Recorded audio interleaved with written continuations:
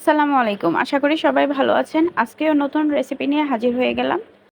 আজকে আমি আপনাদেরকে ৩ ধরনের আচার তৈরি করে দেখিয়ে দিব একদম সহজ উপায়। প্রথমে আমি শুকনো মরিচ টেলে নিচ্ছি।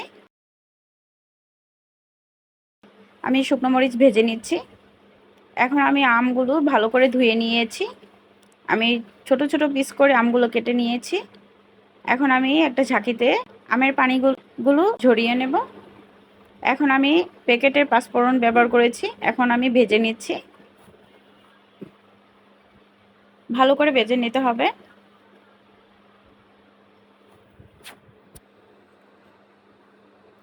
একবারে সহজ উপায়ে আপনাদেরকে আজকে তৈরি করে দেখিয়ে দেব। ৩ ধরনের আচার তৈরি করে দেখিয়ে দেব। প্রথমে আমি একটা কড়াইয়ের মধ্যে সরিষার তেল দিয়ে নিয়েছি।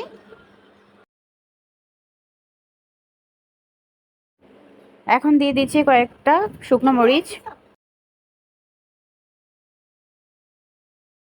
এখন আমি যে আমগুলো কেটে নিয়েছি পানি ঝরানোর পর, এখন দিয়ে দিচ্ছি হলুদ গুঁড়ো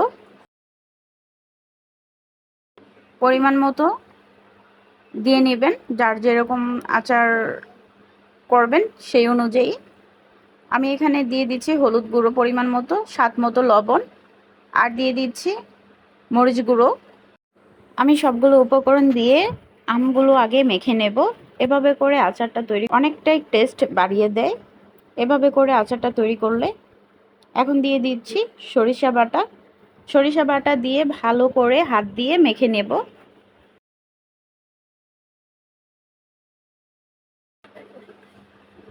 সরিষা বাটা দিয়ে আমি আমগুলো সব ভালো করে মেখে নিচ্ছি। একবারে সহজ উপায়ে আপনাদেরকে দেখিয়ে দিচ্ছি। এখন আমি দিয়ে দিচ্ছি গরম তেলের মধ্যে সবগুলো উপকরণ দিয়ে মেখে রাখা আমগুলো দিয়ে দিয়েছি। রোদ্রে দেওয়ার ঝামেলা ছাড়াই দারুণ স্বাদে দেখিয়ে দিচ্ছি আমের আচারের রেসিপি।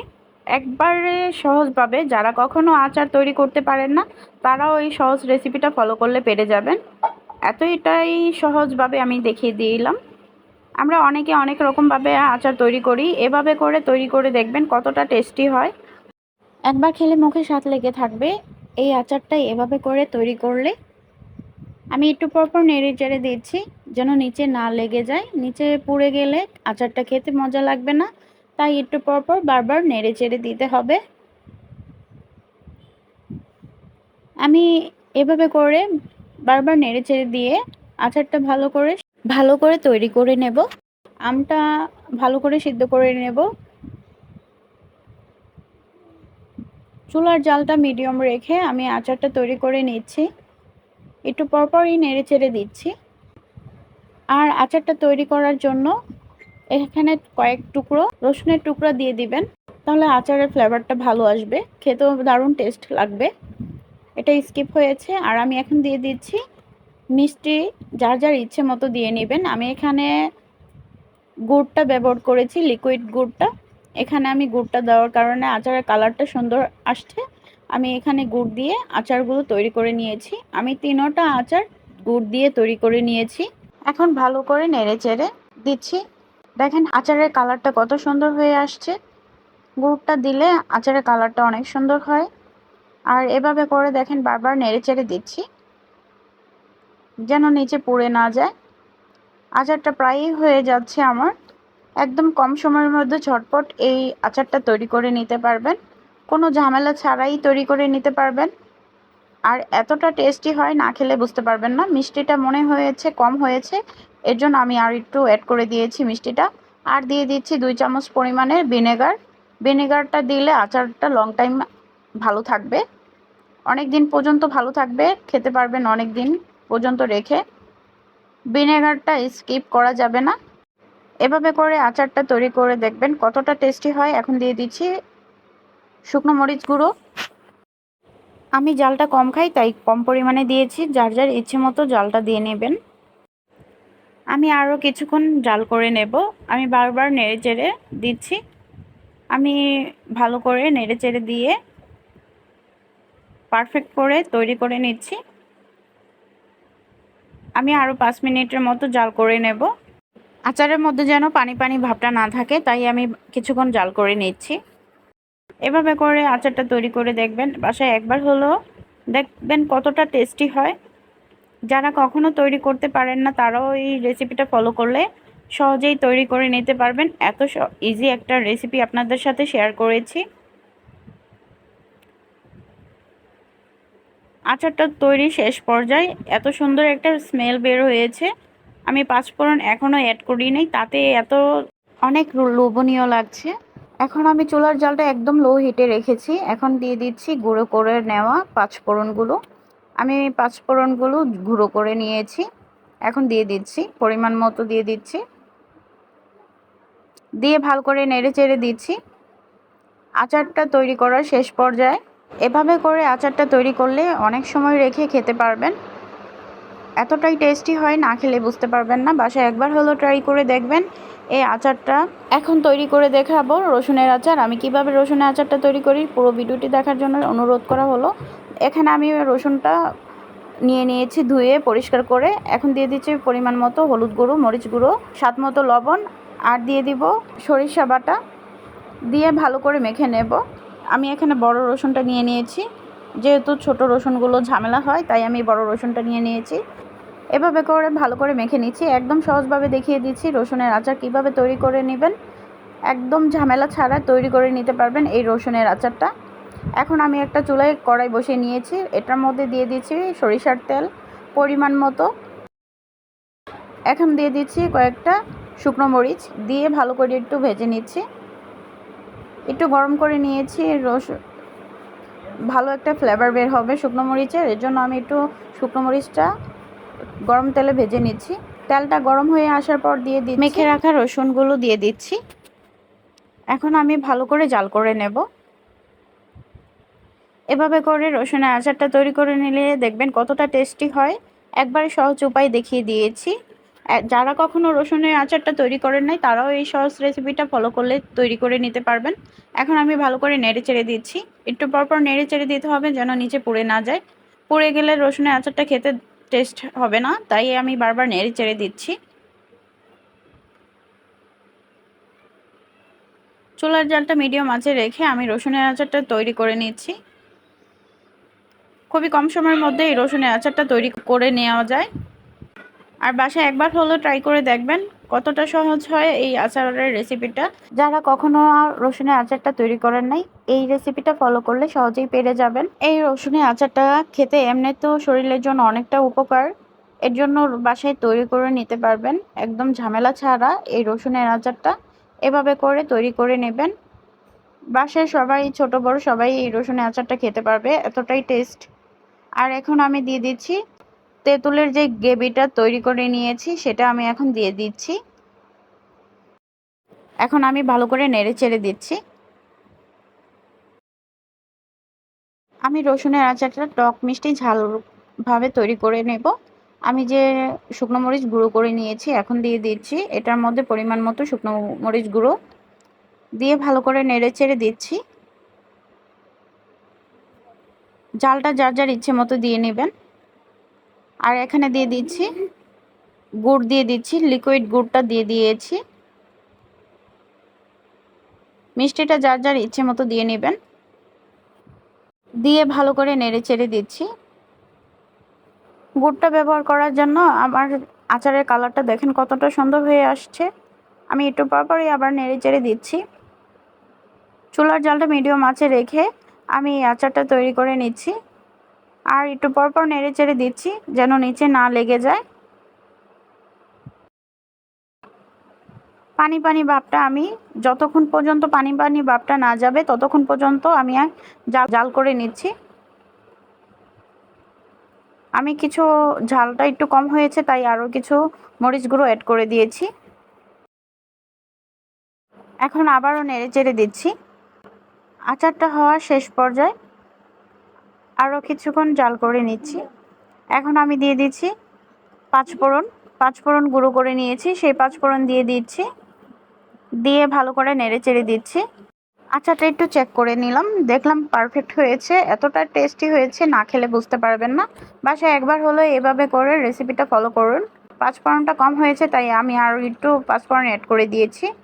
বাসায় একবার হলো এভাবে করে ট্রাই করে দেখবেন যে কতটা টেস্টি হয় রসুনের আচার। হয়ে গেল আমার আচার তৈরি করা। এখন আমি আরেকটা কড়াই বসিয়ে দিয়েছি চুলায়। আমি এটার মধ্যে তেল ঢেলে নিয়েছি। এখন আমি তেঁতুলের আচার করে দেখিয়ে দেব। আর এখানে দিয়ে দিচ্ছি কয়েকটা শুকনো মরিচ। একইভাবে আমি আচারগুলো তৈরি করে নিয়েছি। যারা নতুন রাঁধুনি আছেন তারা এই রেসিপিটা ফলো করলে সহজেই পেরে যাবেন। এত সহজভাবে দেখিয়ে দিলাম আচার তৈরি করার রেসিপি। এভাবে করে আচারটা তৈরি করলে মুখের স্বাদ লেগে থাকার মতো হবে। বাসায় একবার হলো ট্রাই করে দেখবেন কতটা টেস্টি হয় এই আচারগুলো। সহজভাবে তৈরি করে নিতে পারবেন। এখন আমি মরিচটা ভালো করে নেড়ে চেড়ে দিচ্ছি। মরিচটা একটু ভেজে নেব। আর দিয়ে দিচ্ছি এখানে সরিষা বাটা। সরিষা বাটাটা দিলে আচারটা খেতে আমার দারুণ টেস্ট হয়। এখন আমি ভালো করে নেড়ে চেড়ে দিচ্ছি। সরিষাটা একটু ভেজে নিচ্ছি। এখন দিয়ে দিচ্ছি হলুদ গুঁড়ো পরিমাণ মতো। আর দিয়ে দিচ্ছি মরিচ গুঁড়ো। আর দিয়ে দিচ্ছি স্বাদ মতো লবণ। দিয়ে ভালো করে নেড়ে চেড়ে দিচ্ছি। আমি ভালো করে কষিয়ে নিচ্ছি। আগে থেকেই তেঁতুলটা আমি ভিজিয়ে রেখেছি। ভেজে নিয়ে নরম করে নিয়েছি। এখন আমি দিয়ে দিয়েছি।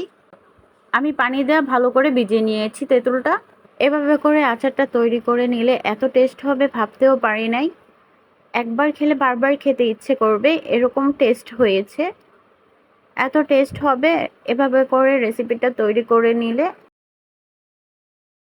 এভাবে করে আচারটা তৈরি করে নিলে এত টেস্ট হবে ভাবতেও পারি নাই। একবার খেলে বারবার খেতে ইচ্ছে করবে, এরকম টেস্ট হয়েছে। এত টেস্ট হবে এভাবে করে রেসিপিটা তৈরি করে নিলে। যারা আচার খেতে পছন্দ করেন তারা এই রেসিপিটা ফলো করতে পারেন। এত সহজভাবে দেখিয়ে দিয়েছি। তেঁতুলের আচারটাও অনেক টেস্ট হয়েছে। আমি একটু পরপর নেড়ে চেড়ে দিচ্ছি। আর চুলার জালটা মিডিয়াম আঁচে রেখে আচারটা তৈরি করে নিচ্ছি। এভাবে করে আচারটা তৈরি করলে খেতে অনেক মজা হয়। আর একটু পরপর নেড়ে চেড়ে দিচ্ছি, দেখতেই পাচ্ছেন যেন পুড়ে না যায়, এর জন্য বারবার একটু পরপর নেড়ে চেড়ে দিচ্ছি। আচারের মধ্যে যে পানি পানি ভাবটা আছে এই পানি পানি ভাবটা আমি একবারে শুকিয়ে নেব। এভাবে করে আচারটা তৈরি করলে খেতে অনেক মজা হয়। আর এখানে দিয়ে দিচ্ছি কয়েক টুকরো শুকনো মরিচ। ঝালটা যার যার ইচ্ছে মতো দিয়ে নেবেন। আমি আচারগুলো সবগুলো আচার বানাইছি টক ঝাল মিষ্টি করে। এভাবে করে আচারটা তৈরি করে নিয়েছি। আমি এখানে গুড় দিয়ে আচারগুলো তৈরি করে নিয়েছি। আমি সবগুলো আচার গুড় দিয়ে তৈরি করে নিয়েছি। আর গুড় দিয়ে আচারটা তৈরি করলে আচারের টেস্টটা একটু বেশি হয়, তাই আমি সবগুলো আচার গুড় দিয়ে তৈরি করে নিয়েছি।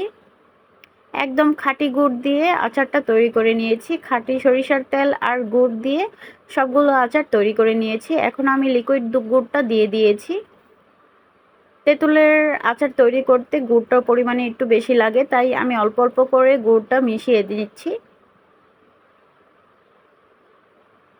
আমি একটু চেক করে দেখছি কতটুকু মিষ্টি হয়েছে। আমার মনে হচ্ছে মিষ্টিটা কম হয়েছে, তাই আরও অ্যাড করে দিচ্ছি গুড়টা।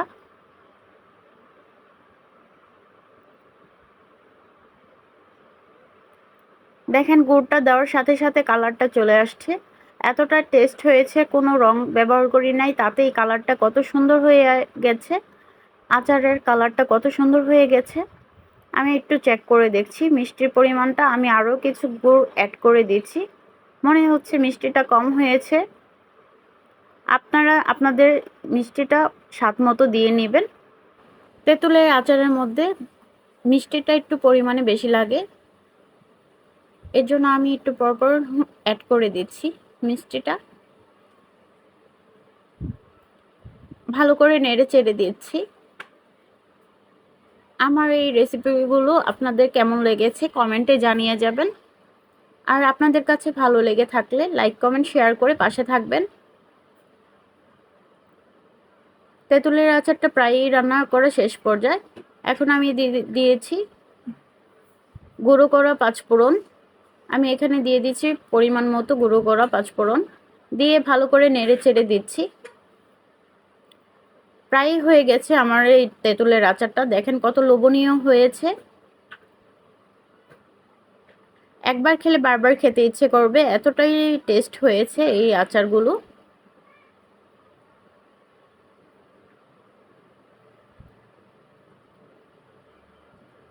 আমি আচারটা একটু মিষ্টি মিষ্টি রাখতে চাচ্ছি, তাই এই গুড়টা বেশি ব্যবহার করেছি।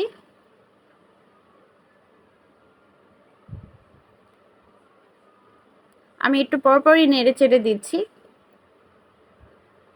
আর 2-3 মিনিট জাল করে নেব আমি। দেখেন কতটা সুন্দর হয়েছে, পারফেক্টভাবে তৈরি করে নিলাম তেঁতুলের আচার। একবার খেলে মুখে স্বাদ লেগে থাকবে, এরকম টেস্ট হয়েছে। একদম ঝামেলাবিহীন, আপনারা সহজেই তৈরি করে নিতে পারবেন এত দারুণ স্বাদে 3 রকমের আচারের রেসিপি। আপনারা কোনো রকম ঝামেলা ছাড়াই তৈরি করে নিতে পারবেন এই আচারের রেসিপিগুলো। একবারে সহজ উপায়ে আপনাদেরকে দেখিয়ে দিয়েছি এবং আপনাদের সাথে শেয়ার করেছি। এখন দিয়ে দিয়েছি ভিনেগার। ভিনেগার দেওয়ার কারণে আচারটা লং টাইম ভালো থাকবে। এখন আমি ভালো করে নেড়ে চেড়ে দিচ্ছি। আচারটা আমার প্রায় শেষ পর্যায়ে।